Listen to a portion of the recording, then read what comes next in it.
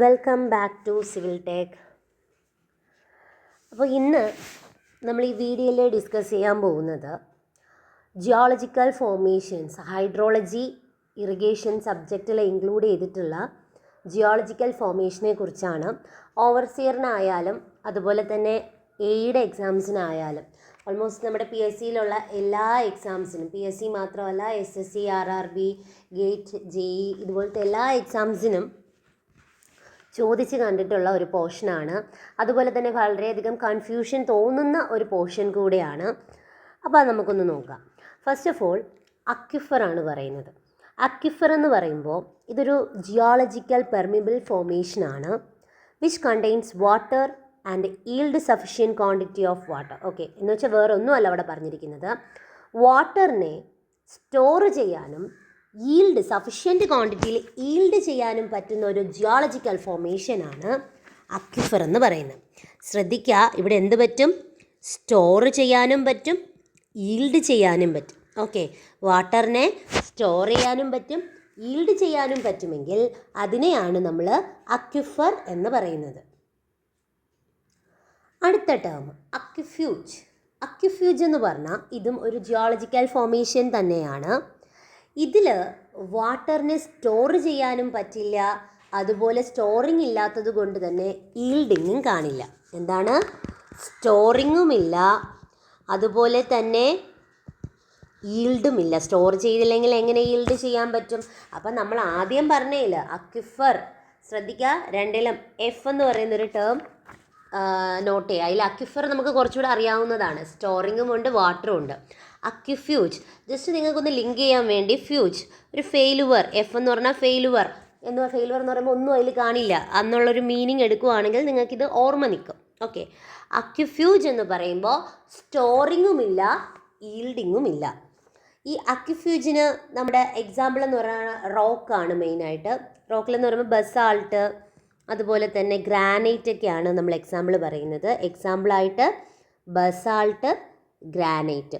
ഇനി അക്വിഫറിന് എക്സാമ്പിൾ പറഞ്ഞില്ലല്ലോ. അക്വിഫർ എന്ന് പറയുമ്പോൾ സാൻഡും ഗ്രാവലും ഒക്കെയാണ് മെയിനായിട്ട് എക്സാമ്പിളായിട്ട് പറയുന്നത്. അടുത്തതാണ് അക്വിറ്റാർഡ്. അക്വിറ്റാർഡ് എന്ന് പറഞ്ഞാലും ഇതൊരു ജിയോളജിക്കൽ ഫോർമേഷനാണ്.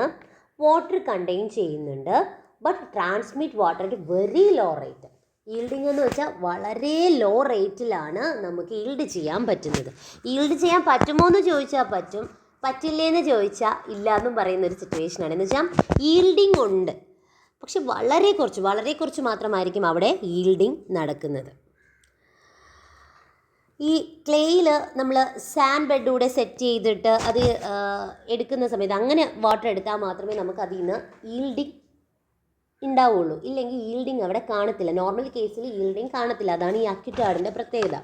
അപ്പോൾ അക്വിറ്റാർഡ് എന്ന് പറഞ്ഞാൽ it's a geological formation which contains water but transmit water at very low slow rate. Okay, സിമ്പിളായിട്ട് പറഞ്ഞാൽ സ്റ്റോറിങ് ഉണ്ട്, ബട്ട് എന്താണ് അവിടെ ഇല്ലാത്ത? ഈൽഡിങ് റേറ്റ് എന്ന് പറയുന്നത് വളരെ ലോയാണ്. ഈൽഡിങ് റേറ്റ് എന്ന് പറയുന്നത് ഇറ്റ്സ് വെരി ലോ. ഓക്കെ, അതാണ് അക്വിറ്റാർഡ്. ക്ലേ ഇൻ്റർബെഡഡ് വിത്ത് സാൻഡാണ് എക്സാമ്പിൾ പറയുന്നത്. ക്ലേ ഇൻ്റർബെഡഡ് വിത്ത് സാൻഡ്, അതാണ് നമ്മുടെ എക്സാമ്പിൾ. ഇനി ഒരു ഫോർമേഷൻ കൂടെ ഉണ്ട്, അക്വിക്ലൂഡ്. എന്താണ് അക്വിക്ലൂഡ് എന്ന് നോക്കാം. ഇതും ഒരു ജിയോളജിക്കൽ ഫോർമേഷനാണ്. ഇതിൽ വാട്ടർ ഉണ്ട്, വാട്ടർ സ്റ്റോർ ചെയ്ത് വയ്ക്കുന്നുണ്ട്, ബട്ട് ഡസ് നോട്ട് ട്രാൻസ്മിറ്റ് എന്ന് പറഞ്ഞാൽ ഈൽഡിങ് ഇല്ല. സ്റ്റോറിങ് ഉണ്ട്, ശ്രദ്ധിക്കാം, സ്റ്റോറിങ് ഉണ്ട്, പക്ഷേ ഇറ്റ്സ് നോ ഈൽഡ്, ഈൽഡിങ് ഇല്ല. ഓക്കെ, സ്റ്റോർ ചെയ്യപ്പെടുന്നുണ്ട് പക്ഷേ ഈൽഡിങ് ഇല്ല. നിങ്ങളൊന്ന് ക്ലേ ഒന്ന് ആലോചിച്ച് നോക്കുകയും, ക്ലേയിൽ വാട്ടർ സ്റ്റോർ ചെയ്യാനുള്ള ഒരു ക്യാപ്പബിലിറ്റി അതിനുണ്ട്, പക്ഷെ അതിൽ നിന്ന് നമുക്ക് ആ വെള്ളത്തിന് വലിച്ചെടുക്കാൻ പറ്റുമോ? ഇല്ലല്ലോ. അത് തന്നെയാണ് നമ്മുടെ എക്സാമ്പിളായിട്ട് പറയുന്നത് ക്ലേ. അതുപോലെ ക്ലേ പോലെ ഉള്ളത് തന്നെയാണ് ഷെയിൽ. ഓക്കെ, അക്വിക്ലൂഡിൻ്റെ എക്സാമ്പിൾ എന്ന് പറയുന്നത് ക്ലേയും ഷെയിലുമാണ്.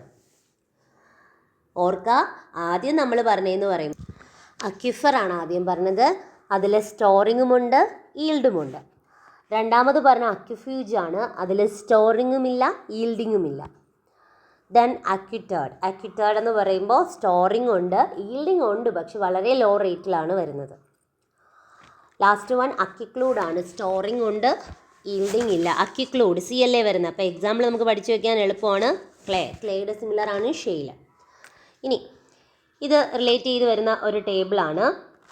അക്യുഫർ നമ്മൾ പറഞ്ഞു സ്റ്റോറിങ് ഉണ്ട്, ട്രാൻസ്മിറ്റിംഗ് ഉണ്ട്, ഈൽഡ്. ഓക്കെ, എക്സാമ്പിൾ നമ്മൾ പറഞ്ഞു സാൻഡ് ഗ്രാവൽ. അക്യുക്ലൂഡ് സ്റ്റോറിങ് ഉണ്ട്, ട്രാൻസ്മിറ്റിംഗ് ഇല്ല, ഈൽഡിങ് ഇല്ല, ക്ലേഷേ.